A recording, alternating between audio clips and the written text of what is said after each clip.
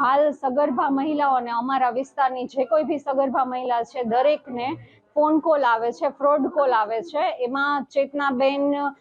કરીને એમ કહે છે કે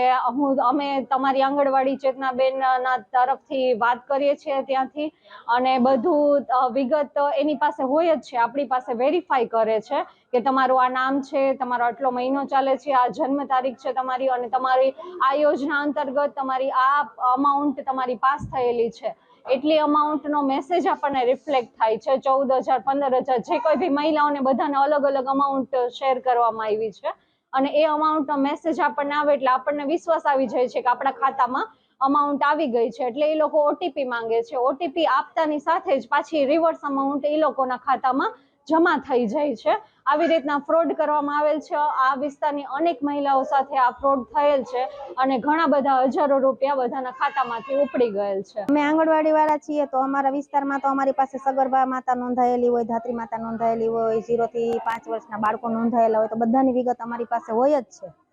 હવે હમણાં 2 દિવસ પહેલા એવું થયું છે કે ફ્રોડ કોલ, અમારા સગર્ભા માતા છે જે બધી પ્રેગ્નેન્ટ મહિલા છે એમને ફ્રોડ કોલ આવેલા છે, અને ફ્રોડ કોલમાંથી એ લોકો બોલે છે કે તમને આંગણવાડીમાંથી ચેતનાબેને તમારી વિગત આપેલી છે, એટલે ઈ બાને એ લોકો એમનું નામ બોલે છે, આધાર નંબર બોલે છે, જન્મ તારીખ બોલે છે, બધી વિગત ઈ બોલી જાય છે, અને કહે છે કે ચેતનાબેને માહિતી માંગી છે એટલે અમે તમને ફોન કરીએ છીએ। એ રીતે બેનો પાસે હિન્દીમાં વાત કરે છે અને આ રીતે વિગત લઈ લે છે, અને પછી કહે છે કે હું તમારે જે પૈસા આવવાના છે ને તો હું તમને કહું ને એમ તમે કરતા જાઓ। એટલે અમારી બેનો એના વિશ્વાસમાં આવી જાય છે, અને એ જેમ બોલે એમ એ ગૂગલ પે ખોલે છે અને પે દ્વારા એના પૈસા બધા ઉપડી જાય છે। અને અત્યારે હમણાં અમારા વિસ્તારમાં 8 થી 10 બહેનોના પૈસા ઉપડી ગયેલા છે। આ 2 દિવસ પહેલા ફ્રોડ કોલ આવે છે કે તમારે આંગણવાડીમાંથી હું વાત કરું છું ને આ નહીં આ યોજનામાં તમારા 13,000 કે 15,000 રૂપિયા પાસ થયા છે, તમે ગૂગલ પ્લે ખોલો, એમાં એક રિક્વેસ્ટ નાખે છે કે એમાં પે લેટરનું ઓપ્શન દબાવો, પે દબાવી છે, યુપીઆઈ પિન નાખી છે તો એના અકાઉન્ટમાં પૈસા વયા જાય છે,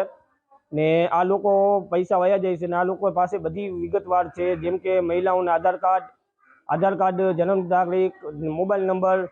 હરેક ડિટેલ છે, ને આ લોકો ડિટેલના કારણે ફોન કરી ને પૈસા ઉપાડી લે છે।